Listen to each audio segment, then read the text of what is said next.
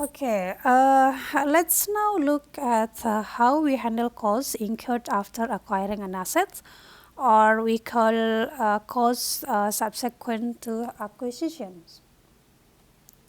The basic rule here is that these costs can be recognized as an asset, meaning they can be added to the value of the asset on the financial statements, on the financial positions in particular, when it meets through two things. The first one is it can be measured reliably, and it is probable that the company will obtain future economic benefits from those costs. Now, what does future economic benefits mean? In simple terms, it refers to the improvement or advantages that the company will get in the future because of this additional cost. For example, these benefits could be an increase in the asset useful life, which means the asset will last longer after these expenditures.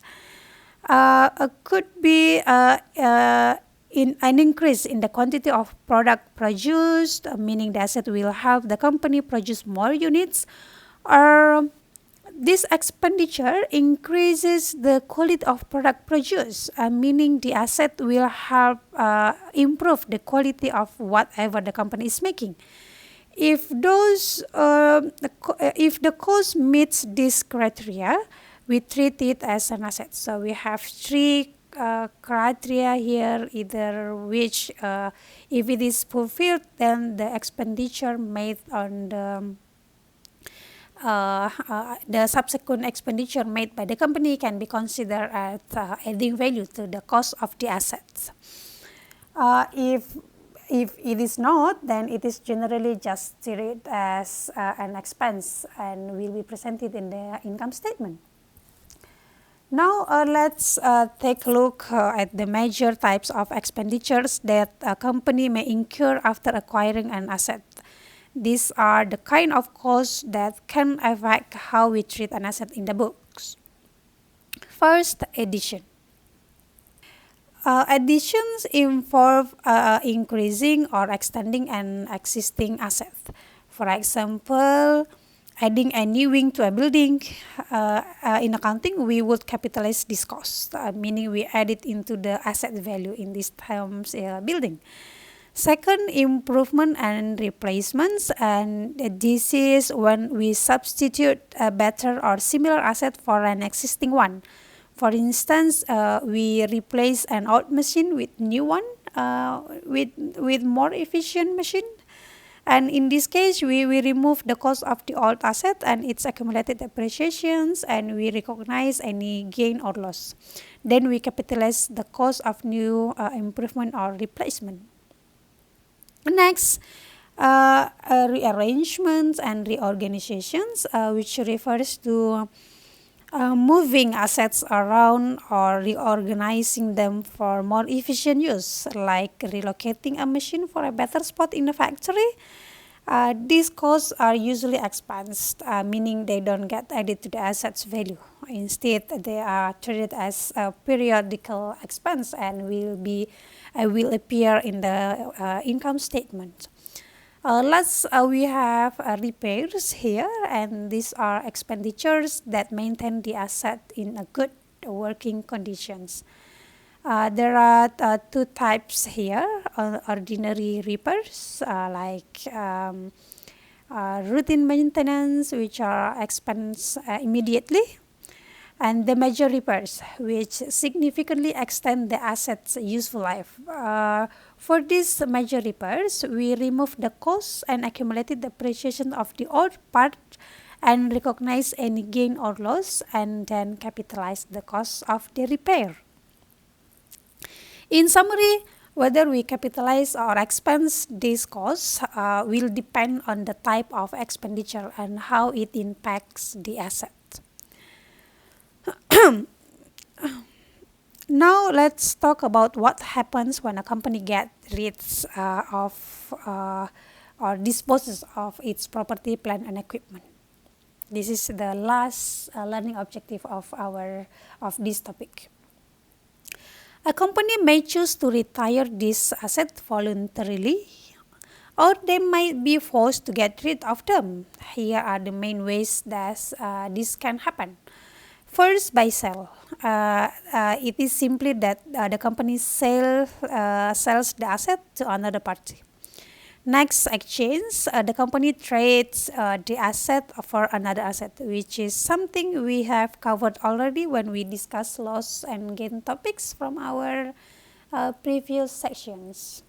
Then we have involuntary conversions, which happens when an asset is destroyed, stolen, or otherwise involuntarily removed, and the company receives compensations like insurance proceeds.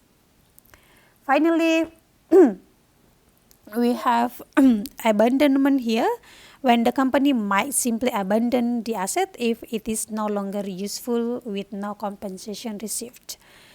One important thing to note here, the note here, depreciation on the asset must be recorded up to the date the asset is disposed of. So let's say our our end of period is 31st December, and we have the property disposed of on February 28th. So we need to calculate the depreciation expense for 2 months before disposing it of our books. Okay, so let's get one example here. If the company sell and plan asset, and how we record the depreciations up to date of sale. Okay. In these illustrations, the Barrett company owns a machine that costs 18,000, and the company has been recording depreciations on the machine for 9 years at the rate of 1,200 per year. And now Barrett sells the machine in the middle of the 10th year for 7,000. But before they can complete the sale, they need to account for the depreciations, okay, for that half year. Since it's only halfway through the year, because it sells the machine in the middle of the year, the 10th year, so we'll calculate half of the annual depreciations, which gives us 600 only. And here's the journal entry for to record the depreciations. We have a depreciations expense at debit side of 600, and we credit accumulated depreciations for machinery of 600. All right. Let's continue with our Barrett company example and see how we record the sale of the machine after accounting for depreciations. Okay, so Barrett originally purchased the machine for 18,000 and recorded depreciation for 9 years at rate of 1,200 per year. The company sells the machine halfway through the 10th year for 7,000. We have already accounted for the half year of the depreciations, bringing the total accumulated depreciations of 11,400. How does we come with that? How do we come with that?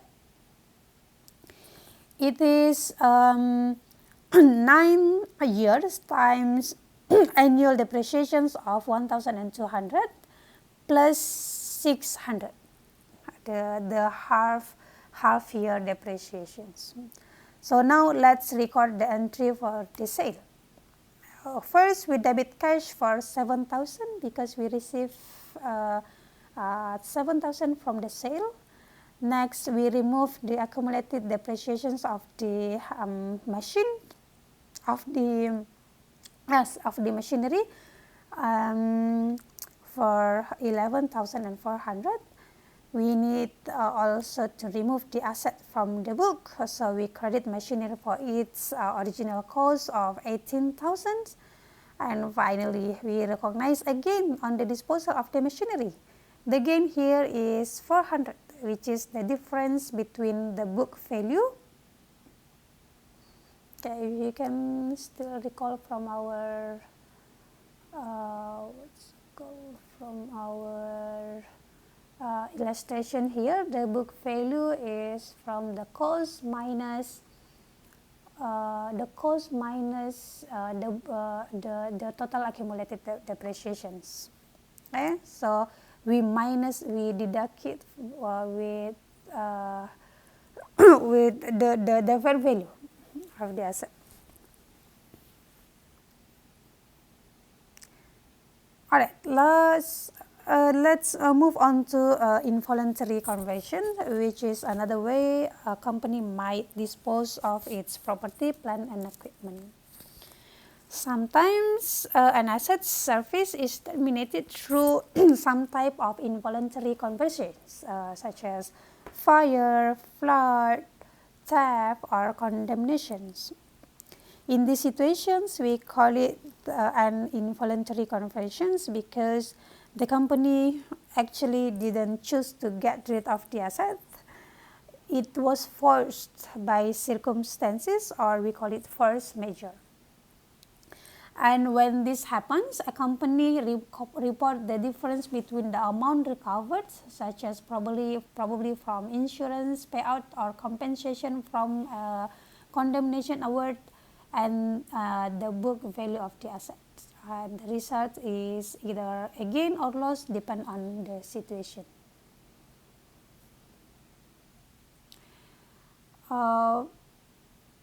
Let's take a look at an example to understand how involuntary conversion might be recorded in the book. In this case, we have Camel. I don't know how to mention it properly. Camel Transport Corporations had to sell a plant because the property was located in the path of a new interstate highway. Okay, Camel received 500,000 for the sale, which was much more than the book value of the land and the book value of the building combined. Okay. And here is the breakdown. The land had the book value of 150,000. The building had an original cost of 3,100, but with 2,100 of accumulated depreciations, which means the book value is just 100,000 for the building, and Camel received 500,000. So the company made a gain of 250,000 on this sale. So where does it come from? It's from 500,000 minus 250,000. 250,000 is from 150 for the land and 100 for the building, the book value of the building. And here you go, how to record it in the journal entry. We debit the cash for 500,000 as they received from the sale. We debit accumulated depreciations for building as well for 200,000 to remove the accumulated depreciations, and we credit buildings for 300,000, which was the original cost of the building. We also credit 150,000 land, which was the book value of the land. And finally, we credit gain on disposal of plant asset for 250,000.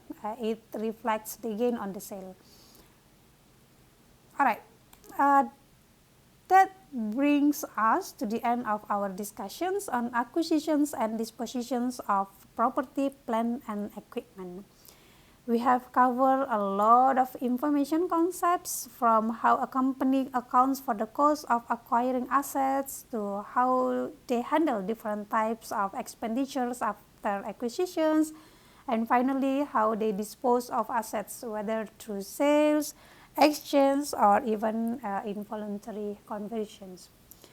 Remember that these processes are all about ensuring that a company's financial statements reflects the most accurate and up-to-date value of its assets. Whether we are talking about capitalizing costs, recording gain or losses, or handling depreciations, the goal is to keep everything as transparent and reliable as possible. All right, to end up our sessions, if you have any questions or need clarifications or on any part of this topic, feel free to reach me out in Sekolah or in our WhatsApp group, but I prefer to address questions in our Sekolah, our learning management system. I'll be happy to help you work through it. Thanks everyone for sticking with me. I know it is quite a lot of work to do with this topic, and I'll see you in the next sections.